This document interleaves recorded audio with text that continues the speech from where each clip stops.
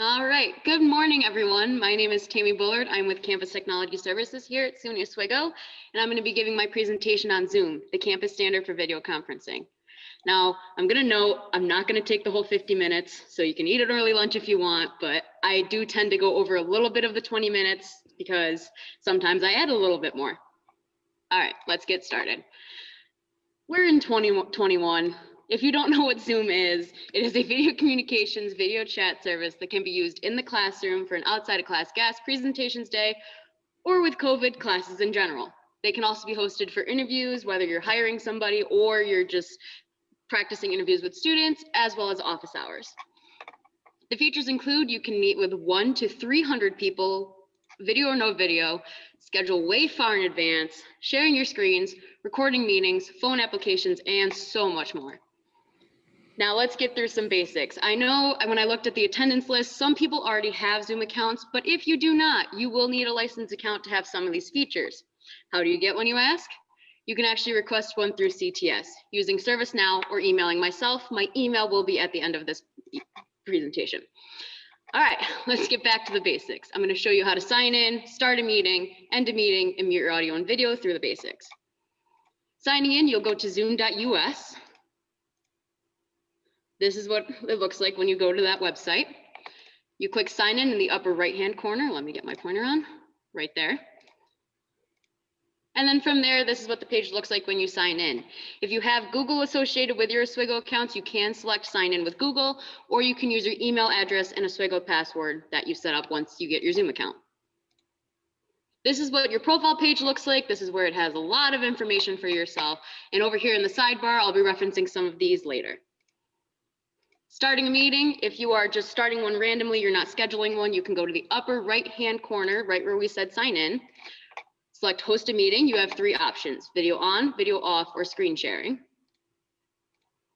And then once you click one of those, if you already don't have Zoom downloaded, it will download for you. This is what it looks like when Zoom pops up. Comes up with a nice pop-up to say, would you like to join computer audio or test your audio? In the upper right-hand corner, you can enter full screen if you want your video to be full screen. If you don't, you can just leave it the way it is. Starting your meeting, you select join the computer audio, as I said before. If you are not confident in your audio devices, you can go to the bottom corner and select test speaker and microphone. If you do, it'll say another screen asking, do you hear a ringtone? If you don't hear the ringtone and you say no, it will go through and select other options that Zoom thinks is a speaker for you. If you speak and pause and hear a replay, this is now testing your microphone. Same thing, if you hit no, it will go through and actually select different options for you. It lets you know if you select yes to both, you look good. Go ahead and join your meeting with your computer audio. And then from there, this is what a regular Zoom meeting looks like. This down here is what I will be referencing as the bottom bar. It's just the way that that you actually can use some of the features through Zoom. Now, I will note, I will not be featuring breakout rooms in this session, but if you do want information on breakout rooms, because there are some newer things that just released, send me an email. I do have a document on those types of things. I just did not have enough time to actually update what I needed to for breakout rooms. So you're in your meeting and you say you missed a student or they haven't joined your meeting yet, you can actually re-invite them via email by going to participants, then selecting invite over here. And then once you select that, it actually comes up. If you are using your Oswego associated account, you can select Gmail and it will automatically pull up a nice little email that you can send to whoever you need to. If you are inviting, again, whoop.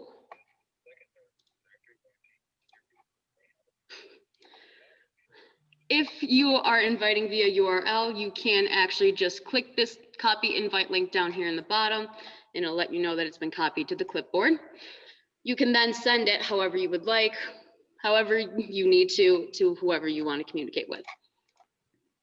For meeting perspectives, once somebody joins your meeting, this is what it looks like. It shows up and it lets you know that, hey, they're connecting their audio. They can't hear anything yet. Once they connect, you get a nice little check mark that says they have successfully connected their audio. After that, this is what we like to call speaker view. So whoever is speaking will be prominent on your screen. Whoop, went too far. Let me go back. And then this is gallery view, where everybody on your screen can be in their own little cube and you can see everyone. up to, I believe, 25 or 49 participants. You can change that within your settings. Muting, fairly simple. In the lower left-hand corner, you can stop your video. And then from there, this is what it looks like on the screen. Your video will go away and either your picture that you have on Zoom or your name will be on the screen. Same thing with audio. If you mute, it doesn't make it as prominent. It just shows in the lower left-hand corner. Unmute, same thing. If you press that button, it brings you back into your meeting. If you unmute your audio, it just gets rid of the little cross through the microphone. Now it's time to end the meeting, not this presentation, but the meeting. You go to that right-hand side and select end.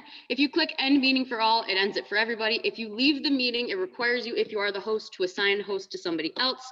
If you know that you're leaving and people are still continuing talking, you can do that as an option. As I show here, it still lets you go through. So remember, sign in by going to zoom.us. Host your meeting with video on, video off, or screen share only, and end your meeting in the lower right-hand corner. Other Zoom features include scheduling meetings, recording, and sharing screens. These are the top 3 personal things that I've seen on campus that people are really getting used to and starting to use. So that's why I'm including them here. So to schedule a meeting, you'll go to your profile, click on meetings. And then from there, this is what the page looks like. And you can see in the upper right-hand corner, it says schedule a meeting. You can click on that. And then from there, it takes you to a big page that you can fill out all your information for your meeting. You can make it the topic, a description, which is completely optional. You don't have to have one. If you feel like being fancy, go ahead and put one in there. Then from there, you can select your date, your time, and how long you're going to make your meeting last. People with licensed accounts can have up to 24-hour meetings. I don't know who wants to attend a 24-hour meeting, but enjoy if you do. When you are checking your time, when you are scheduling, make sure you check your time zone, because I've had people that have said, wait, why is my meeting at 10 o'clock at night, my time, when it's only 3 o'clock here and I scheduled it for 3? Because you had the wrong time zone. So make sure you check that when you are scheduling, just to make sure. If you're having office hours or scheduled class times, I recommend using the recurring meeting option. It is great. It keeps your same ID for every single class. Registration is optional. You do not need it. If you want to use it, feel free. It's, once again, your preference. For your meeting ID, I recommend generating automatically. That way you have that option. If you want to use your personal meeting ID for like office hours or something, that is also your option. These are the security features that I will be covering later, but for right now, I'm going to show you passcodes. Passcodes are something that can be used if you feel like you need some extra security on your meeting. You can make it to something that you remember. I made this one CTS for this example because that's something that I remember. Waiting rooms I will cover later, and authentication to join is a newer feature that I'm also going to be talking about later. For meeting options, you can allow your participants to join anytime if you would like. It's a risk for some people. You can mute your participants on entry if you have an updated version, which is what that little V stands for. Breakout rooms pre-assigned, I do not personally recommend that right now because we do not have everybody in our license accounts yet, and that's the only way that they work. So you can skip that step. Automatically record your meeting on the local computer or the cloud. I will go through those differences later. And then there is this newer feature that is to approve or block entry users from the specific regions or countries. Once again, your preference if you want to use that. And then you can also assign alternate hosts, but please note that they have to have a license account with us through our Oswego accounts. That way it makes sure that they are actually an alternate person that is a part of our accounts. And of course, for the love of potatoes and everything else, when you are done, make sure you hit save. I've had somebody email me before a while back saying, where's my Zoom meeting? And I'm like, did you hit save? No, I just closed the tab thinking it automatically saved. So as a reminder to please save. This is what the main page looks like when you schedule a meeting. If you're using Google Calendar, I recommend getting the Zoom scheduler. If you do not know what that is, it is a Google Chrome extension that actually has Zoom override on top of Google. If you are interested in that, please email me after and I will gladly send you that link. But if you do use Google Calendar and you click on it, this is what it looks like when it comes up. It shows you we now have oswego.edu Zoom, which is really cool. And then if you have a passcode, it actually shows it underneath the meeting ID if you have that enabled. If you want to actually just send the links, you can go to your meetings. You can copy the invitation, which is very similar to the URL, or not the URL, the invite that was on the email through Gmail. Or if you just want to keep it simple, you can copy that link. This is one with a passcode, so it's obviously going to be longer, and you can hit copy and then share it however you need. All right, it's the day of your meeting, so you can go to your profile on Zoom, click meetings, and then from there it comes up that shows your name of your meeting ID, and the time that you had it scheduled. If you want to just start it right from there, you can hover over the meeting, go to the right and select start. If you want to see your meeting steps and you want to actually start it from the actual page that I showed you previously, you can do that. You just click on the name and then select start this meeting, which is in the upper right-hand corner. If you forget where your passcode is and say it's a month in advance and you forgot what your passcode was, you can go to that meeting page and click show, and it will show you what you had selected for your passcode. So for recording meetings, there are two different options. In the bottom bar, you can select record. It will ask you, would you want to record the computer or the cloud? And once you record, that little circle changes into 2 squares, but you can pause your recording and then stop it. If you pause it, it's just going to go back. If you stop it, it's going to actually go back to the circle. So for cloud versus computer, if you record to the cloud, this is what it looks like. It's a nice little cloud in the upper corner instead of a circle, which will be the difference between computer and cloud.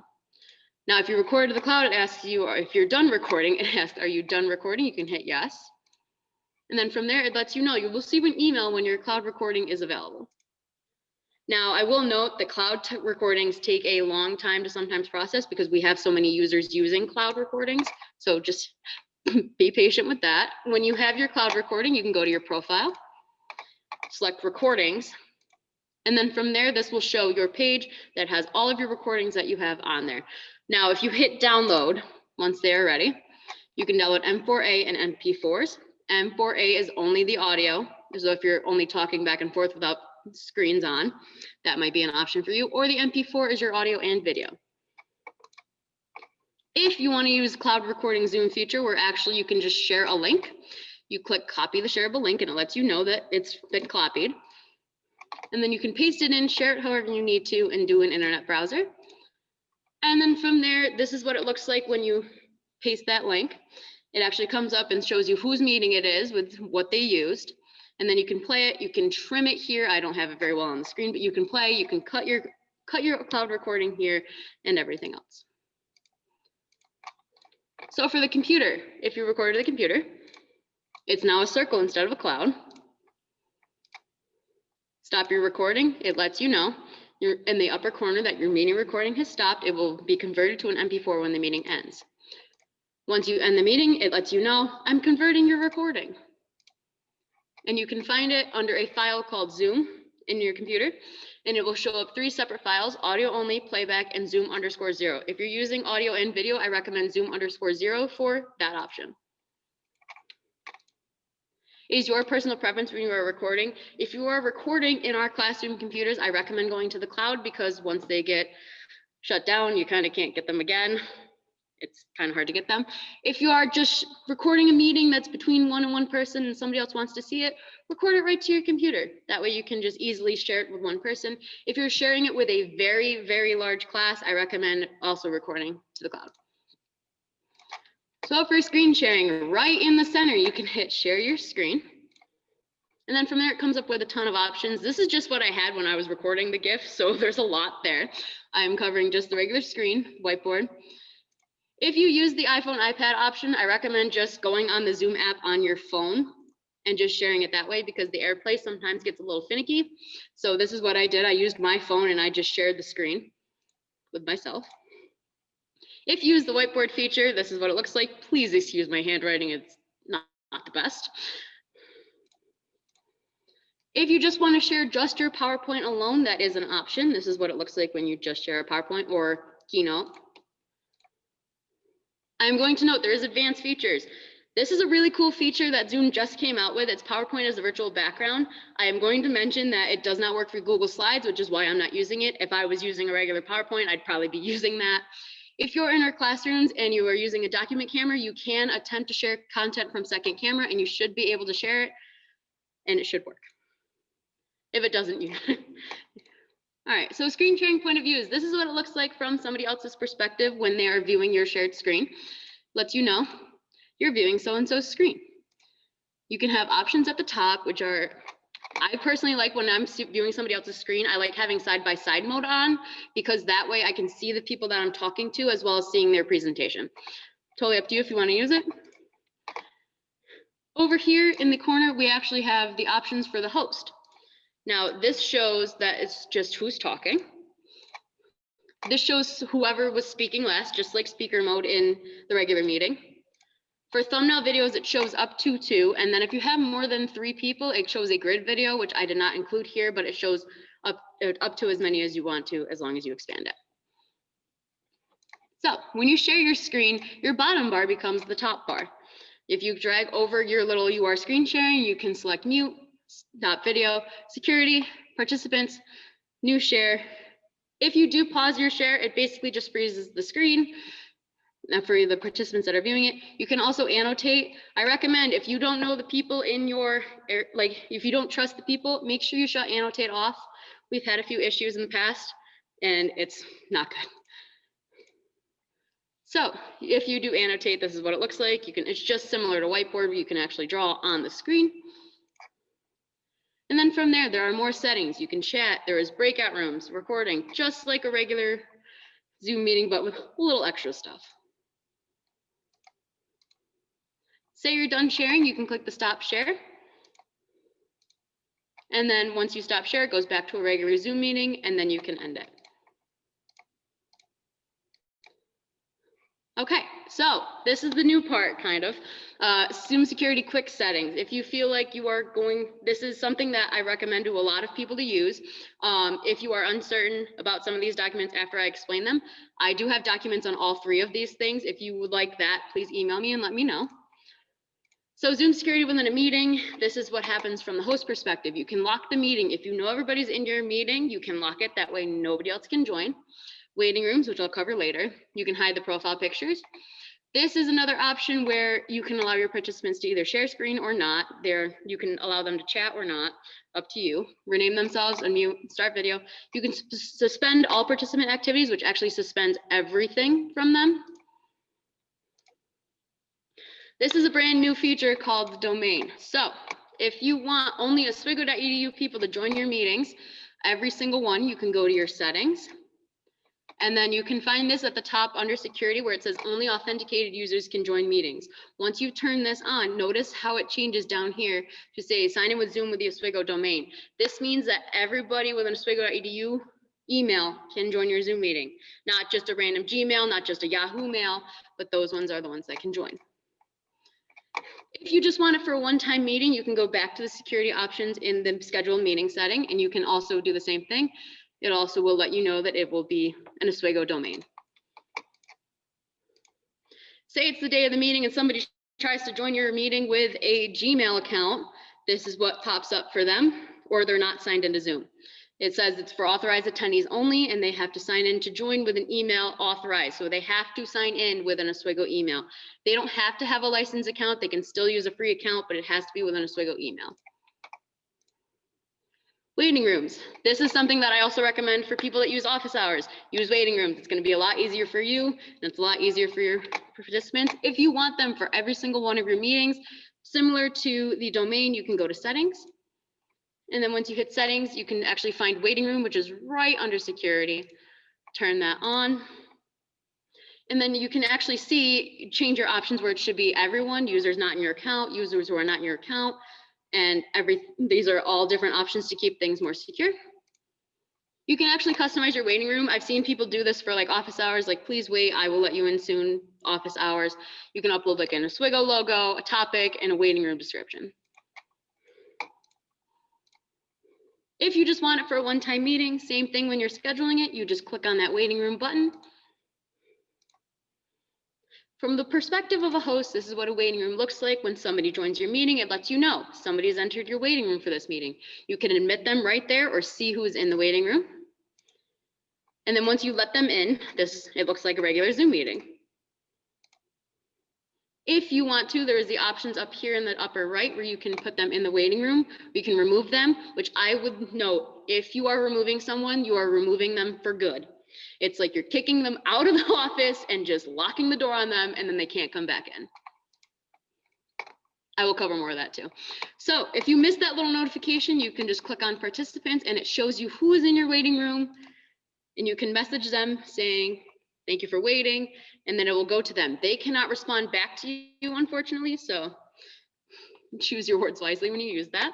So if you want to admit everyone, if you have more than one person, you can click admit all, and it'll actually bring everybody in just like a regular Zoom meeting. See, it'll let you know they're joining and then that they're connecting. If you remove someone, you can just go right to where I showed you that little triple dot or the remove up here. It makes sure, are you sure you want to remove them? You can say yes or cancel if you accidentally hit that.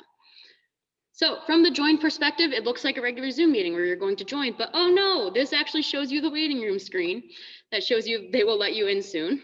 You can actually go and select test your computer audio, so that way you can go through and check your settings yourself, like testing your speaker, testing your microphone, and using different other settings that you can check out while you're waiting. Once you're let in, it connects and it shows you connecting right in. If you are put back in the waiting room, it basically just goes backwards from what I just showed you. It goes, here I am in the room. Okay, we're gonna get back in the waiting room. If you are removed, it immediately lets you know you have been removed. And if you try to join back into that meeting, it gives you a nice warning you were unable to rejoin because you were removed by the host.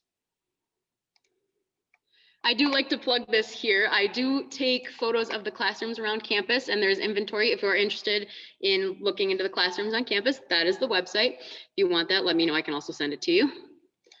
You can actually filter through and see, is there a webcam in the classroom that I'm teaching in? Yes, I have updated it to the best of my ability. And the photos were taken, most of the photos on this classroom were taken pre-COVID. So please note that when you're trying to plan your classroom out respectfully. I do have a document. If you do not have this document or you lost it, it's the Zoom summary document that covers almost everything that I've covered in this meeting. I do not have the domain on there. I do not have waiting rooms. If you are interested in domain, waiting rooms, or breakout rooms, please let me know and I will gladly send you these documents. And that's all I have. I told you I wasn't going to take the whole the whole 50 minutes. If you have any questions, there's my contact information. I am in the office, so if you do have any questions. And also, if you do want to run any new things on Zoom you want to check out, feel free to email me and I can gladly set up a time with you.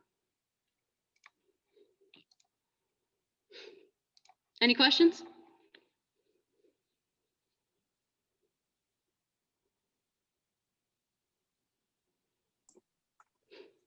Okay. Yeah. I have a question, Tammy. Yeah, go ahead. Thank you very much for your presentation. What I like to ask you is sometimes you set up a meeting on the computer, laptop, but some people, if they don't have an email, but they're using WhatsApp, and you want to transfer that invitation on WhatsApp so that they can use their telephone number for that. Is it possible that you could do that? Yeah, so you can, I can find it here. Let me pull that slide back up.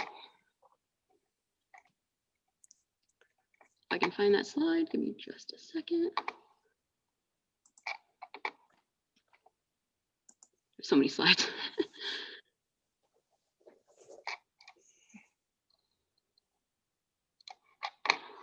Let me screen share first.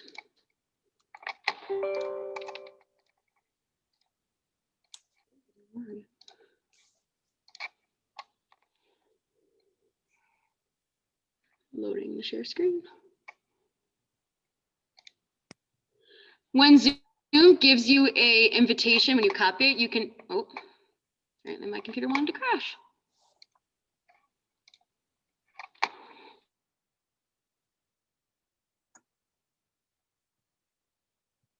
Come on. Go back. Okay, there we go. I'm back. Sorry about that. I don't know what happened. Come on.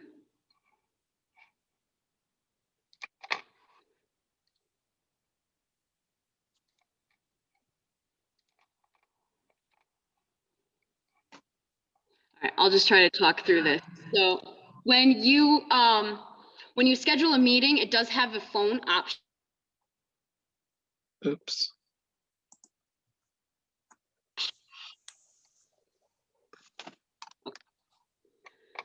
When you do go through a Zoom meeting and you schedule it through Zoom, it actually has a telephone number at the bottom that they can call in and join the meeting from.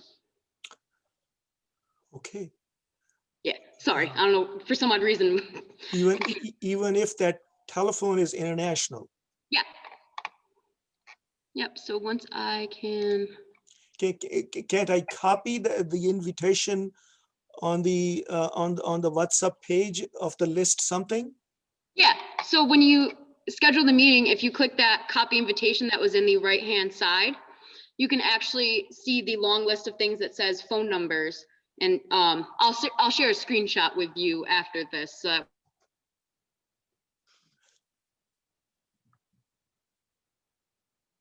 if you share the link and then the phone number.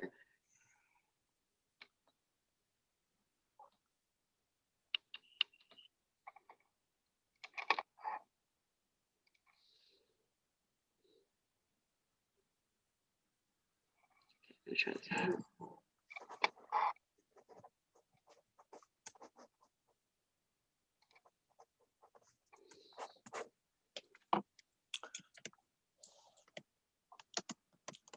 Okay, is there anything else? Yeah, Tammy, if in the beginning you said there was something about registration, and I don't remember ever seeing that before this week. What does that mean? So that basically, if you're using a webinar option or a regular meeting, it actually has somebody go through and you can use like your name. You can have somebody fill out like their name, their email, their like what they're here for. It's basically a pre-survey to get into the meeting. You can have people automatically be Okay. denied. Yeah, require them to do that before they can enter. Okay. And I can share more information with you on that too. Thanks.